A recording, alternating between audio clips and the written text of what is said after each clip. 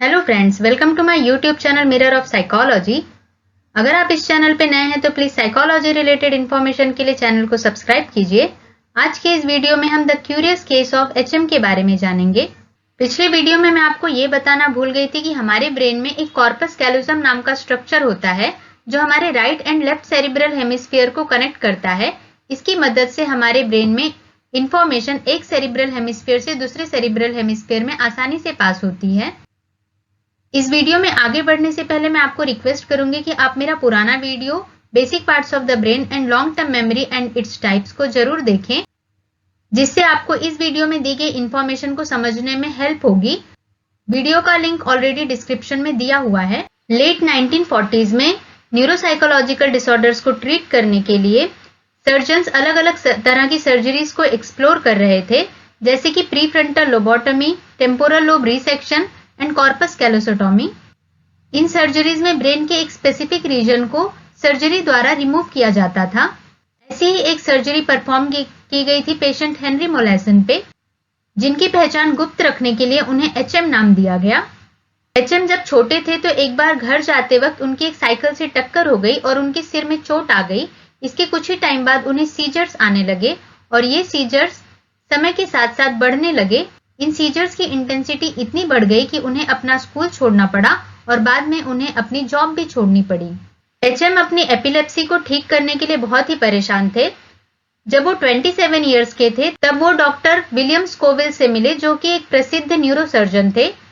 Doctor Scoville ने उन्हें और उनकी फैमिली को ये होप दिलाया कि वो एक एक्सपेरिमेंटल ब्रेन सर्जरी करके एचएम की एपिलेप्सी को ठीक कर सकते हैं। डॉक्टर स्कोविल का ये मानना था कि एचएम की एपिलेप्सी का कारण मीडियल टेम्पोरल लोब है, इसलिए उन्होंने सर्जरी के दौरान दोनों ही सेरिब्रल हेमिस्फीयर से मीडियल टेम्पोरल लोब का एक बड़ा हिस्सा निकाल दिया और साथ ही उन्होंने एचएम के ब्रेन से हिप्पोकैम्पस को भी रिमूव कर दिया।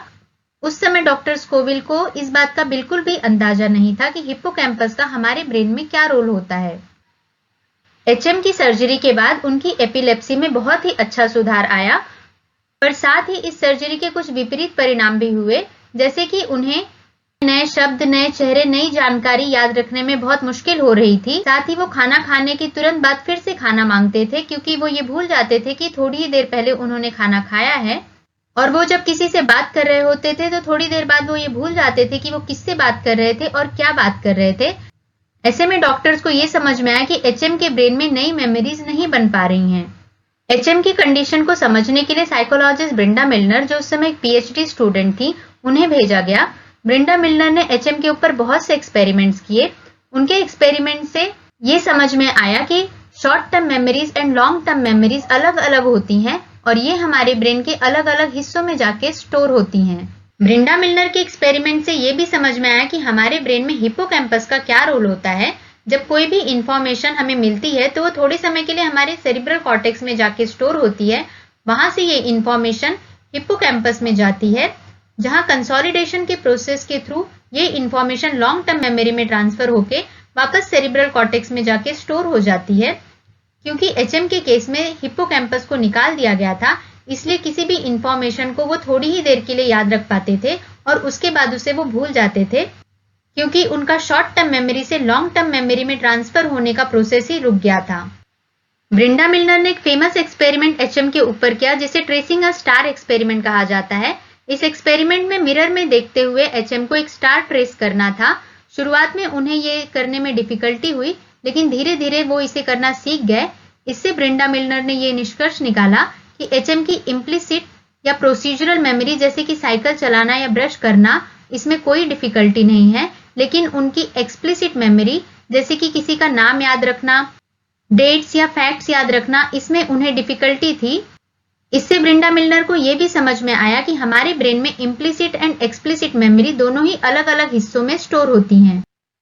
82 इयर्स की एज में एचएम की डेथ हो गई और उन्होंने अपने ब्रेन को साइंस के लिए डोनेट कर दिया। उनके इस यूनिक ब्रेन को रिसर्चर्स ने लेके फ्रीज किया। 53 आवर्स के प्रोसीजर में उनके ब्रेन के 2401 स्लाइसेस किए गए और हर स्लाइस का फोटो लिया गया। बहुत कुछ जो आज हमें मेमोरी के बारे में पता है वो एचएम के ऊपर किए गए एक्सपेरिमेंट्स की वजह से ही पता है। एचएम का ये महान योगदान आज भी हमें कॉग्निशन एंड मेमोरी को समझने में हेल्प करता है। HM का ब्रेन दुनिया में सबसे ज्यादा पढ़ा जाने वाला ब्रेन है। Thank you for watching the video.